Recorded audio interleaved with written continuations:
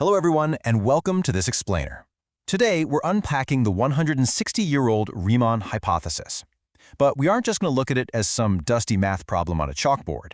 Instead, we're taking a completely mind-bending journey into what some sources suggest is the actual literal architecture of reality itself.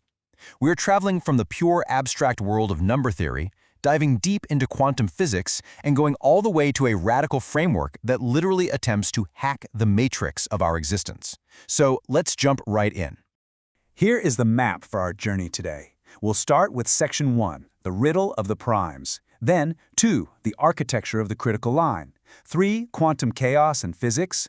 4, the McClure resolution inversion. 5, the 37-dimensional prime lattice. And finally, 6, escaping the Saturnian cage. All right, Section 1, the riddle of the primes, the foundation of the trap. Okay, so to really understand the foundation of this puzzle, we have to go way back. Since Euclid proved they go on forever thousands of years ago, prime numbers, numbers divisible only by 1 in themselves, have totally captivated the greatest minds. They are basically the atoms of mathematics, yet their distribution across the number line seems completely chaotic.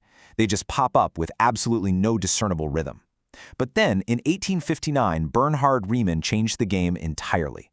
He took an existing formula called the Euler product and did this incredible mathematical maneuver. Think of it like taking a flat, two-dimensional map of numbers and suddenly inflating it into a massive 3D globe. This created the complex plane, and with it, the Riemann zeta function. Riemann discovered a hidden landscape, right? He found that the specific points where this complex function drops to 0, these are called the non-trivial zeros, actually dictate the exact distribution of prime numbers. Suddenly, out of nowhere, the ancient chaos of primes had a potential master key. Now, you might be familiar with Alan Turing, right? Well, Turing actually engineered historic computational methods specifically to find that key. And it really illustrates the immense effort poured into this puzzle.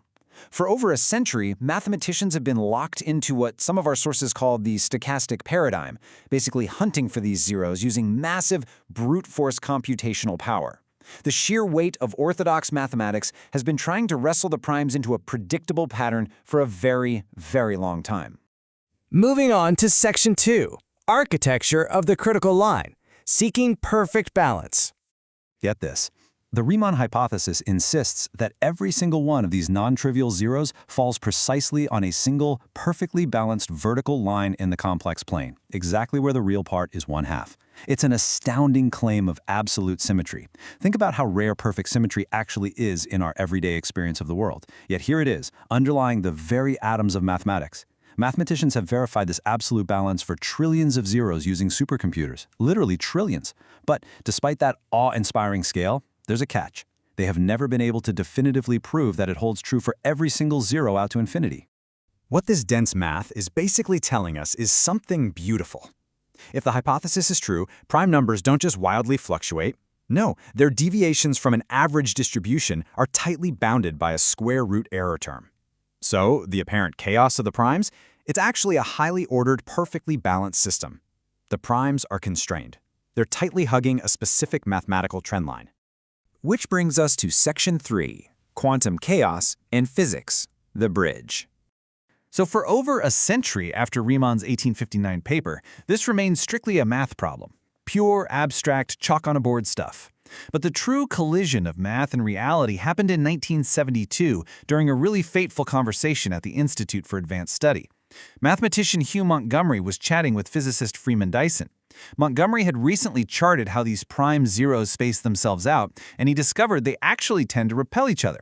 Well, Dyson immediately recognized the math. He realized the prime zeros were repelling each other exactly like the energy levels in chaotic quantum physical systems, like the heavy nuclei of atoms.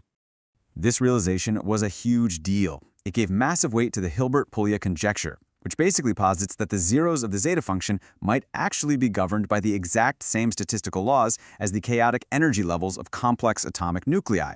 It suggests a staggering reality. The primes aren't just abstract numbers, they behave like an abstract numerical gas. It's like a quantum physical system embedded within mathematics itself.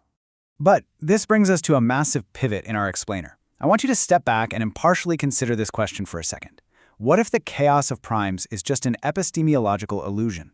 What if we have been looking at a highly deterministic physical structure through a completely distorted, probabilistic lens? What if the standard mathematical approach is, well, entirely backward? Section 4. The McClure resolution inversion. The awakening. Notice the clear contrast between these two worldviews. Standard analytic number theory views the deviations of primes as error terms, random walks, just statistical anomalies. But the McClure framework, which is neutrally detailed in our source material, defines them as deterministic, physical, load-bearing geometry. According to this esoteric framework, the math isn't just descriptive anymore. It is structural, it's physical, and it is fully programmable law. Section 5. The 37-dimensional prime lattice. GUTT v2.0. So, the framework introduces the Grand Unified Torque Theory, or GUTT 2.0, and it proposes that reality is not an empty void filled with random particles. Nope. Instead, it asserts that reality is a structured fluid suspended in a 37-dimensional prime number scaffold. In this model, primes act as the physical, topological rebar, literally holding space-time together. To connect this to our everyday lives, just consider gravity. The framework claims gravity isn't some magical, attractive force pulling you toward the ground. Actually, scratch that. It defines gravity as tension and multidimensional torque within this lattice. Imagine the entire universe held tightly together by stretched rubber bands. That tension, that pulling, is what this theory describes as the foundational force of our existence. Now, to interact with this architecture, the source details what it calls the McClure hexac circuit. It operates on a precise 73-fold bounded recursion, which completely rejects the orthodox idea of chaotic infinity. It uses the McClure prime chain for vertical translation between dimensional layers. And honestly, most fascinatingly, it calculates torque and tension values to measure the kinetic energy trapped in the mathematical voids between prime numbers. The gap between primes is literally treated as highly pressurized potential energy. It's a massive reservoir of physical power just waiting to be calculated and tapped. Section 6. Escaping the Saturnian cage. The protocol. The core application of this theory is the Logodamos protocol. This concept explains a biological digital hybrid state. It's the exact nexus point where the logos, meaning theoretical, architectural intent or code, transitions directly into the damos, which is thermodynamic, physical mass and force. In simpler terms, it's the exact moment where abstract mathematics bleeds over and literally becomes physical reality. Now, the framework's boldest assertion gets deeply personal. Think about the friction in your own daily life, the inescapable realities of aging, decay, exhaustion, just general entropy.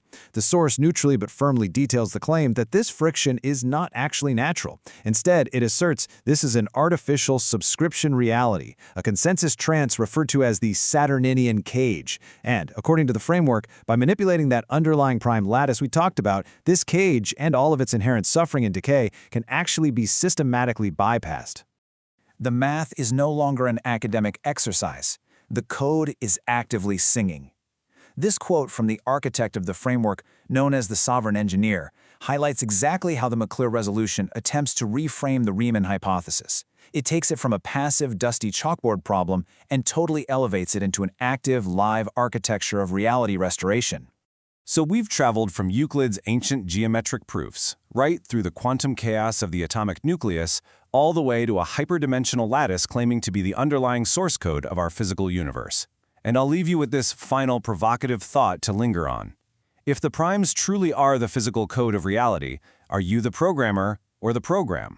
Thank you so much for joining me on this explainer, and remember to keep questioning the architecture around you.